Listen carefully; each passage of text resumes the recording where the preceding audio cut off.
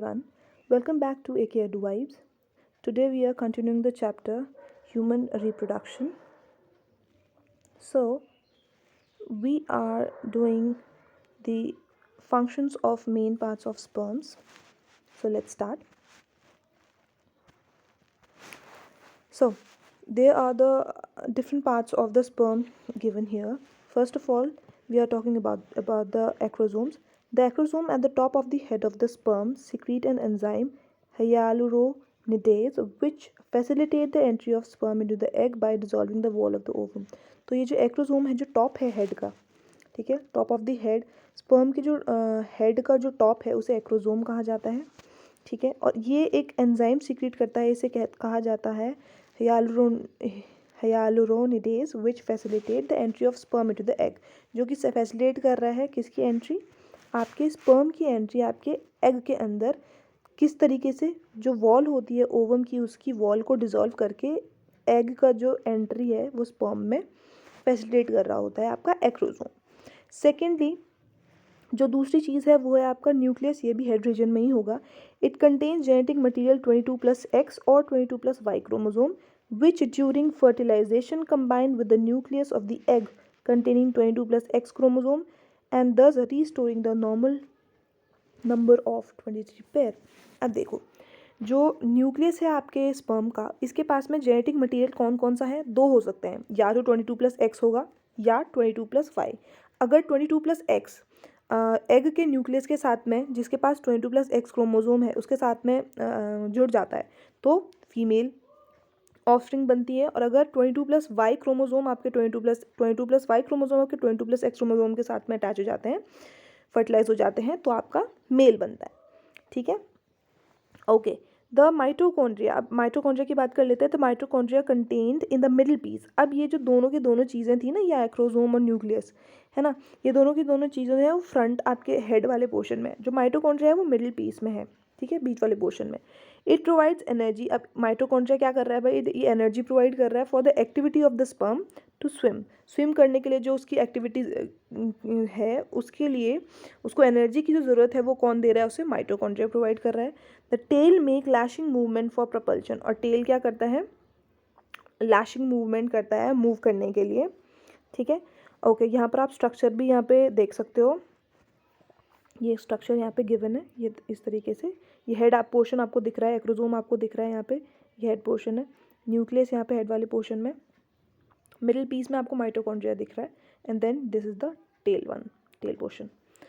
Okay, during fertilisation several sperm may surround an egg. Fertilisation के दौरान काफ़ी sperm जो होते हैं वो एग को क्या करते हैं, सराउंड करते हैं, but only one sperm enter it, पर एक ही स्पर्म जो है वो एंटर कर पाता है। During in doing so the tail is left behind, and इस दौरान क्या होता है, जो टेल होती है बेटा वो पीछे छूट जाती है, only the head part penetrates the egg, ठीक है, जिसके अंदर न्यूक्लियस है ना, हेड के अंदर जो न्यूक्लियस है तो वही जो है वो अंदर की तरफ जाता है, पेनिट्रेट करता है एग में। This sperm nucleus fuses with the nucleus of the egg. अब ये स्पर्म का न्यूक्लियस जो होता है वो एग के न्यूक्लियस के साथ में फ्यूज़ कर जाता है, ठीक है। As soon as one sperm enters the egg, जैसे ही एक एग जो है वो as soon as one sperm enter the egg, जैसे एक स्पर्म जो होता है वो एग को एंटर करता है या ओवम को एंटर करता है, तो जो बाकी एंट्री होती है बाकी स्पर्म्स की वो क्या हो जाती है, प्रिवेंट हो जाती है बाय केमिकल बैरियर, ठीक है, वो प्रिवेंट हो जाती है, फिर बाकी कोई स्पर्म जो है वो एंटर नहीं कर पाता। ये तो हुई हमारे स्पर्म की बात, ठीक है, वो किस तरीके से एंटर कर रहा है और कौन सा पार्ट उसे हेल्प कर रहा है। हमने देखा कि जो आपका एक्रोसोम वाला पोर्शन है वो उसको हेल्प कर रहा है। नेक्स्ट हम देख रहे हैं इम्प्लांटेशन, कंसेप्शन एंड प्रेगनेंसी के बारे में। अच्छा, ओके, यहाँ पर मेंशन किया हुआ है कि जो फर्टिलाइज्ड एग होता है यानी कि जाइगोट जो होता है, इट सून स्टार्ट्स डिवाइडिंग, है ना। एक फर्टिलाइज एग जो होता है वो एक सिंगल एग है, एक एग है, उसके बाद वो क्या बनेगा, दो में ऐसे बनेगा, फिर 2 से 3 4 इस तरीके से, फिर 4 से क्या हो जाएगा 5 6 7 8 इस तरीके से वो राउंड स्ट्रक्चर बन जाता है ना। फिर 8 से वो 16 हो जाएगा और ऐड होता जाएगा।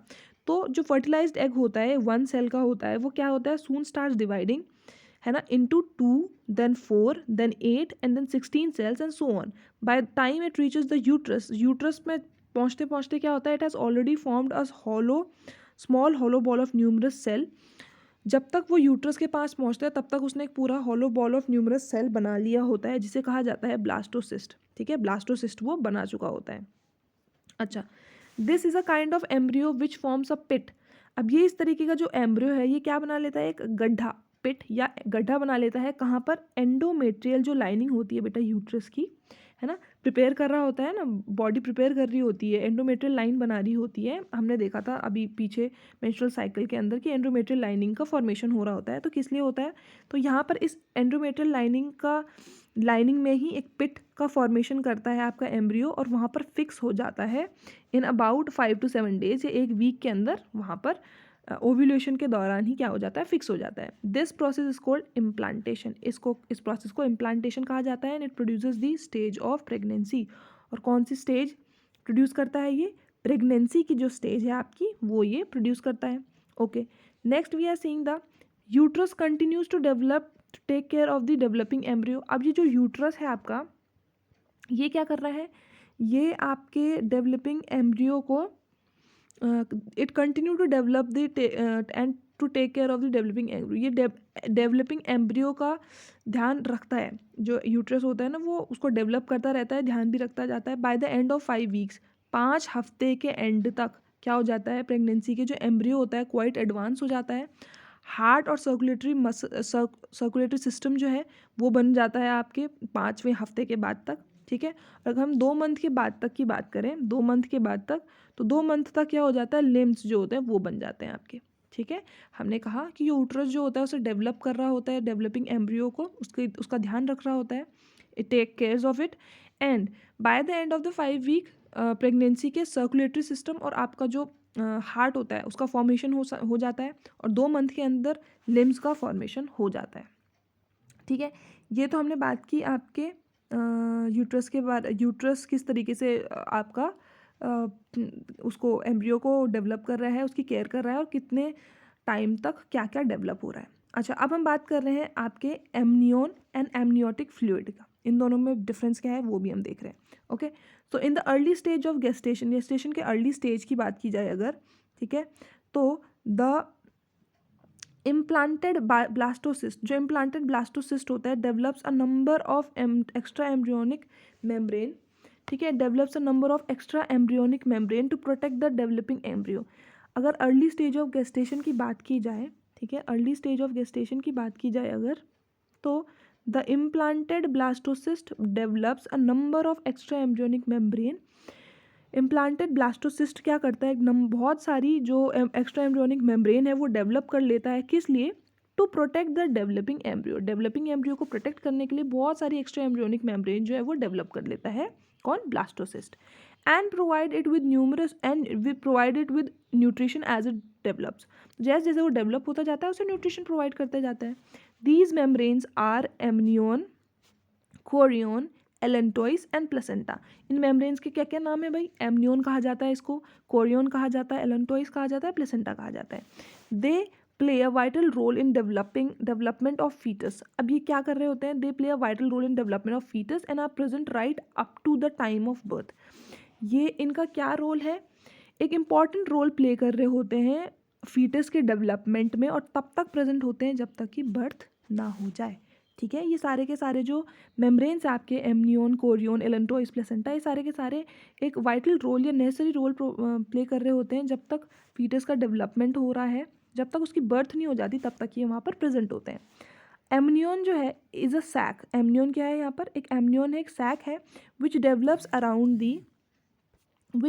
Around the embryo even before the formation of allantois. तो एमनियोन जो है बेटा वो एक सैक है जो कि एम्ब्रियो के अराउंड डेवलप हो जाता है एलेंटोइस के फॉर्मेशन से बहुत पहले ही। जो एमनियोन है वो एक सैक है, वो डेवलप हो जाता है एम्ब्रियो के इर्द गिर्द। अ फ्लूइड, एमनियोटिक फ्लूइड, ठीक है, एक fluid, amniotic fluid फिल्स the space between amnion and the embryo. मैंने क्या कहा, एलेंटोइस के डेवलपमेंट से काफ़ी पहले एमनियोन का डेवलपमेंट हो जाता है एम्ब्रियो के इर्द गिर्द, वो एक सैक है, ठीक है, थैले जैसा होता है। अब फीटस और एमनियोन के बीच में एक स्पेस है ना, तो उसको कौन फिल कर रहा होता है, उसे फिल कर रहा होता है एमनियोटिक फ्लूइड। ठीक। और उसका फंक्शन क्या है, अगर हम फंक्शन की बात करें ऑफ एमनियोटिक फ्लूइड तो फंक्शन देखें तो it protects the embryo from physical damage. ठीक है, सबसे पहले वो एम्ब्रियो को फिजिकल डैमेज से प्रोटेक्ट कर रहा होता है, जैसे कि जर्क हो गया, मैकेनिकल शॉक हो गया, ये सारे के सारे जब मदर गिर जाती है कई बार, है ना, या धक्का लग जाता है, कभी जर्क हो जाता है, शॉक लग जाता है, तो उससे प्रोटेक्ट कर रहा होता है एम्ब्रियो को। दूसरा, it keeps an even pressure all around the embryo, पूरा इवन प्रेशर रखता है पूरे एम्ब्रियो के इर्द गिर्द। Allow the foetus some restricted movement, allow करता है फीटस को कि वो कुछ मूवमेंट कर पाए, रिस्ट्रिक्टेड बट, ठीक है, कुछ ही मूवमेंट कर पाए, सब कुछ नहीं। Prevents sticking of the foetus to the amnion, ताकि फीटस जो है एमनियन से चिपके नहीं, उसको भी ये प्रिवेंट करता है। तो ये तो हमने बात की आपके एमनियन और एमनियोटिक फ्लूइड के बारे में। अब अगर हम देखें प्लेसेंटा को, तो द ग्रोइंग एम्ब्रियो और द फीटस जब 8 हफ्ता हो जाता है उसको और ह्यूमन लाइक अपीयरेंस उसमें आने लगती है, ठीक है, तो ग्रोइंग एम्ब्रियो और the foetus which is 8 weeks old with human like appearance is a living organism, it needs food and oxygen, है ना। तो अब जो एम्ब्रियो या फीटस है उसको फूड और ऑक्सीजन भी तो चाहिए, उसके साथ के साथ ये आपका नाइट्रोजनस वेस्ट और कार्बन डाइऑक्साइड भी तो एक्सीड करता है, इसको भी क्या करना है, कंटिन्यूसली रिमूव करना है उसकी बॉडी से। तो इसके लिए एक स्पेशल फंक्शन, इस चीज़ के लिए एक स्पेशल फंक्शन कौन परफॉर्म कर रहा होता है, सारे के सारे these special functions are perform by structure call placenta. Placenta इस सारे के सारे फंक्शंस को परफॉर्म कर रहा होता है। प्लेसेंटा एक डिस्क लाइक स्ट्रक्चर है जो कि यूट्राइन वॉल से अटैच्ड होती है, ठीक है। Placenta is a disc like structure which is attached to the uterine wall and a cord containing blood vessels connected to the placenta with the fetus is called umbilical cord. placenta और blood vessels का एक combination होता है, cord होता है जिसमें कि blood vessel और प्लेसेंटा दोनों ही जुड़े हुए होते हैं, वो फीटस के पास से जुड़ी हुई होती है, जिसे कि हम अम्बिलिकल कॉर्ड कहते हैं, जो कि बर्थ के दौरान, बर्थ के बाद काट दी जाती है। तो ये अम्बिलिकल कॉर्ड होगी, ये जुड़ी हुई होती है आपके फीटस से। The placenta is formed of 2 sets of minute finger like projections. अब ये जो प्लेसेंटा है आपका, ये किस चीज़ से बनी हुई है, they are formed of 2 sets of minute finger like projections the villi, ठीक है, विलाई, ये ऊपर नीचे दिख रहा है आपको, ये है, ये है आपकी villi. One set of villi are given by the uterine walls and the other set by extension from the embryo, ठीक है। एक सेट जो होता है विलाई का वो किससे जो बनता है भाई, ये यूट्राइन वॉल से बन रहा होता है, जबकि जो अदर सेट है वो किससे बनता है, एक्सटेंशन एलेंटॉइस एम्ब्रियो से बनता है, ठीक है। वो एक सेट एम्ब्रियो से बन रहा होता है, एक सेट आपका यूट्राइन वॉल से बन रहा होता है, ठीक है। The 2 sets of villi get interlocked but they never open into each other, ये इंटरलॉक तो हो जाते हैं दोनों के दोनों विलाई, पर कभी भी एक दूसरे पर खुलते नहीं है, ठीक है, they never open into each other. Here the blood of the embryo comes in close contact but never mingles, इसीलिए यहाँ पर आप देखोगे कि जो ब्लड होता है एम्ब्रियो का वो क्लोज कॉन्टैक्ट में आता है और कभी भी वो मिंगल नहीं करता मदर की ब्लड के साथ में, ठीक है। The foetal blood brought to it by an artery contains carbon dioxide, ठीक है। अगर आप यहाँ पर देखो कि जो फीटल ब्लड होता है brought to it by an artery contain carbon dioxide and urea etc excreted by the fetus. This blood flow through very fine capillaries, ये जो blood है flows through very fine capillaries of the placenta. Close to these are the capillaries of blood sinuses of the mother. अब function क्या है placenta का, हमने function एक बार हम इसको शॉर्ट में भी देख लेते हैं कि प्लेसेंटा जो है एक इंटीमेट कनेक्शन है establish between the foetal membrane and the uterine wall, permitting diffusion of nourishment from mother's blood to that of the growing foetus and disposal of waste from the blood of the foetus to that of the mother. तो इस short में अगर आपको short में आपको पूछे what is placenta, तो आप इस स्टेंजा को लिख सकते हो। ओके, नेक्स्ट हम देख लेते हैं function of placenta. The placenta allows diffusion of substances from the mother to the foetus, जैसे कि हमने इस वाले पैरा में देखा कि it allows the diffusion of substances from the mother to the foetus and from foetus to the mother as follows. तो mother से फीटस में कौन कौन सी चीज़ें, ऑक्सीजन हो गया, glucose, amino acid, lipid, fatty acid, glycerol, vitamins, minerals जैसे कि sodium, potassium, calcium, chlorine, certain drugs, alcohol, nicotine, antibodies, viruses. और फीटस से मदर में कौन कौन सी चीज़ें जाती हैं, कार्बन डाइऑक्साइड, यूरिया और अदर जो आपके अदर वेस्ट होते हैं, वेस्ट प्रोडक्ट्स, वो फीटस से मदर में जा रहे होते हैं। Okay, permeability of the placenta की अगर हम बात करते हैं जो प्लेसेंटा है आपका is permeable to respiratory gases, nutrients and also antibodies, but it does not allow the passage of germs from the mother to the foetus, है ना। अब ये परमिएबल है रेस्पिरेटरी गैसेज के लिए भी, न्यूट्रिएंट्स के लिए, एंटीबॉडीज़ के लिए, पर कभी भी जर्म्स जो होते हैं मदर से फीटस में नहीं जाते। Certain viruses like HIV and AIDS can pass through the placenta if the mother is already infected. Secondly, if there was a direct continuity of the blood between the mother and the fetus without a placenta, the relatively high pressure of mother's blood would seriously damage the soft and delicate tissue of the fetus. Okay. तो यहाँ पर इसने बोला कि भाई अगर certain, वैसे तो कोई भी जर्म पास नहीं करता, पर सर्टेन अगर वायरसेस जैसे कि HIV या एड्स, HIV ऑफ एड्स जो है वो अगर मदर को ऑलरेडी है, उससे इन्फेक्टेड है अगर मदर, तो वो चाइल्ड में भी जा सकता है, पास हो सकता है, ठीक है, प्लेसेंटा के थ्रू। सेकेंडली, अगर डायरेक्ट कंटिन्यूटी है ब्लड की मदर और आपके फीटस के बीच में विदाउट प्लेसेंटा, तो रिलेटिवली हाई प्रेशर जो होता है मदर के ब्लड का, वो सॉफ्ट और डेलिकेट जो टिश्यूज़ होते हैं फीटस के, उसको सीरियसली वो डैमेज कर सकता है। Placenta also act as an endocrine gland. अब जो प्लेसेंटा है वो एक एंडोक्राइन ग्लैंड की तरह भी काम कर रहा होता है। कैसे? It produces the hormone called oestrogen and progesterone. दोनों ही, जो प्लेसेंटा होता है वो एंडोक्राइन ग्लैंड की तरह भी काम कर रहा होता है। कैसे भाई? ये ईस्ट्रोजन की तरह भी काम करता है, प्रोजेस्ट्रॉन सॉरी ईस्ट्रोजन हार्मोन को भी सिक्रीट कर रहा होता है, प्रोड्यूस कर रहा होता है, प्रोजेस्ट्रॉन को भी। Presence of progesterone in urine provides for certain test of pregnancy. इसीलिए जब प्रोजेस्ट्रॉन हार्मोन यूरिन में आने लगता है तो प्रेगनेंसी के टेस्ट के लिए ये यूज़फुल है, ठीक है। इस तरीके से ये एंडोक्राइन ग्लैंड की तरह भी काम कर रहा होता है कि दोनों ही हार्मोन जो है आपके ईस्ट्रोजन प्रोजेस्टेरोन उसको वो प्रोड्यूस कर रहा है।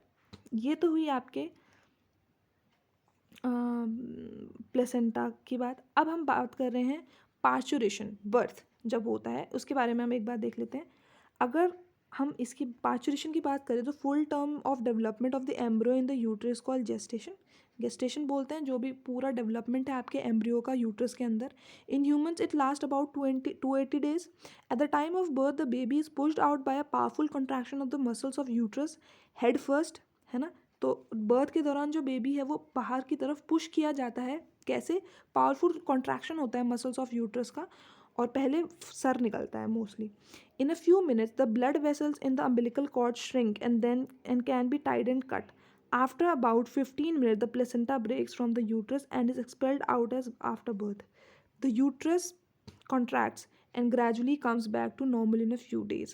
ठीक है, यहाँ पर क्या होता है कि फ्यू मिनट्स में ही जो ब्लड वेसल्स होते हैं इन द अम्बिलिकल कॉर्ड जो होते हैं वो श्रिंक हो जाती हैं धीरे धीरे, और tied can be tied and cut. उसके बाद में 15 मिनट के बाद प्लेसेंटा भी ब्रेक हो जाता है फ्रॉम द यूट्रस, और एक्सपेल्ड उसको बाहर निकाल दिया जाता है आफ्टर बर्थ। यूट्रस जो है वो भी कुछ टाइम के बाद में, फ्यू डेज़ के बाद में कॉन्ट्रैक्ट हो जाता है, धीरे धीरे नॉर्मल शेप में आने लगता है, ठीक है। तो parturition is act of expelling the full term foetus from the mother's uterus at the end of the gestation, ठीक है ना। एक ऐसा एक्ट है जिसमें कि आप फुल टर्म फीटस को एक्सपेल कर रहे हो तो मदर के यूट्रस से, जब पूरा का पूरा उसका डेवलपमेंट हो चुका है। ओके, अब बात कर लेते हैं ट्विंस की। ट्विंस दो तरीके के होते हैं आपके, एक होता है फ्रेटर्नल, दूसरा होता है आइडेंटिकल। अब इन दोनों में क्या डिफरेंस है वो हम देख लेते हैं, ठीक है। तो फ्रेटर्नल ट्विंस की अगर हम बात करें तो फ्रेटर्नल ट्विंस जो होते हैं they are produced from 2 eggs. अगर 2 एग्स से आपका ट्विंस बन रहे हैं तो उसे फ्रेटर्नल एग्स कहते हैं, और अगर एक ही एग से ट्विंस बन रहे हैं तो उसे आइडेंटिकल ट्विंस कहते हैं। Sometimes 2 eggs are release from the ovaries. हमेशा यूजुअली होता क्या है, ओवरीज, एक ओवरी से एक ही एग निकल रहा होता है ऑल्टरनेट मंथ्स में, है ना। पर कभी कभी कैसा होता है कि एक मंथ में 2 एग्स निकल गए, और उस टाइम पे फर्टिलाइजेशन अगर हो गया at the time, both may get fertilize to produce 2 individuals. Such twins produce from 2 eggs are called fraternal twins. Fraternal twins may be either boys, ये दोनों बॉयज़ भी हो सकते हैं, दोनों गर्ल्स भी हो सकते हैं, एक बॉय एक गर्ल भी हो सकता है। Fraternal twins in all respect are like the normal sister and brother, but here they are same age, having been born within a few minutes of each other. About 75% of all the cases of twins belong to this type. 75% जो twins होते हैं वो इसी तरीके के होते हैं, यानी कि fraternal twins होते हैं बायोलॉजिकली, ठीक है। बायोलॉजिकली हम देखें तो इन्हें डाई ओव्यूलर या डाइजाइगोटिक कहा जाता है, ठीक है। तो सेम वैसे ही होते हैं, नॉर्मल सिस्टर ब्रदर्स की तरह ही होता है, बस एज सेम होती है, थोड़ा ही गैप होता है, फ्यू मिनट्स का ही गैप होता है उनके बर्थ में। अब अगर हम दूसरी तरीके से बात करें आइडेंटिकल ट्विंस की, अगर हम बात करें तो they are produce from one egg. Sometimes single fertilise egg में split into and separate into two parts. कई कई बार एक सिंगल फर्टिलाइज एग जो होता है वो दो पार्ट में स्प्लिट हो जाता है ड्यूरिंग इस early stage the cell division, ठीक है। Each of these two splitted जो सेल्स होते हैं ये बिहेव करते हैं एक इंडिपेंडेंट एग की तरह और प्रोड्यूस वन कंप्लीट इंडिविजुअल। एक दो में स्प्लिट कर देता है, एक जो फर्टिलाइज्ड एग है वो दो में स्प्लिट कर जाता है और हर हर एक स्प्लिटेड पार्ट जो है एक इंडिविजुअल एग की तरह बिहेव करता है और कंप्लीट इंडिविजुअल की तरह प्रोड्यूस हो जाता है। Identical twin being produce from a single egg are either two both boys और बोथ गर्ल्स, ठीक है। इसमें एक बॉय एक गर्ल नहीं होता, दोनों या तो बॉयज़ होंगे, दोनों या तो गर्ल्स होंगे। अच्छा, दे आर वेरी सिमिलर, काफ़ी सिमिलर होते हैं, काफ़ी आइडेंटिकल होते हैं एक दूसरे से। Yet all is not similar in identical twin, जैसे कि फिंगरप्रिंट सेम नहीं होंगे, बर्थ मार्क्स, हैंड राइटिंग्स, ये सब कुछ अलग ही होते हैं। देखो, फ्रेटर्नल ट्विंस भी हमने देख लिए, आइडेंटिकल ट्विंस भी हमने देख लिए। अब कई बार क्या होता है 3, 4 या उससे ज़्यादा बेबीज़ भी हो सकते हैं सिंगल प्रेगनेंसी में। इन बेबीज़ का ये बेबीज़ जो है अलग अलग कंडीशन की वजह से हो सकते हैं, जैसे कि हम बोलते हैं ट्रिपलेट्स हो गए, है ना, क्वाड्रुप्लेट्स हो गए। ट्रिपलेट्स में may be produce either from one zygote, ये भी उसी तरीके से होते हैं जैसे ये दो हैं। ये इतना इंपॉर्टेंट नहीं है, फिर भी जो ज़्यादा इंपॉर्टेंट थे वो थे आपके आपके फ्रेटर्नल एंड आइडेंटिकल ट्विंस, ठीक है। ये चैप्टर काफ़ी इंपॉर्टेंट है बोर्ड्स पॉइंट ऑफ व्यू से। आई होप ये वीडियो आपको हेल्पफुल लगी होगी। ऐसे ही वीडियोज़ को देखने के लिए बने रहिए AK वाइब्स के साथ में। Thanks for watching.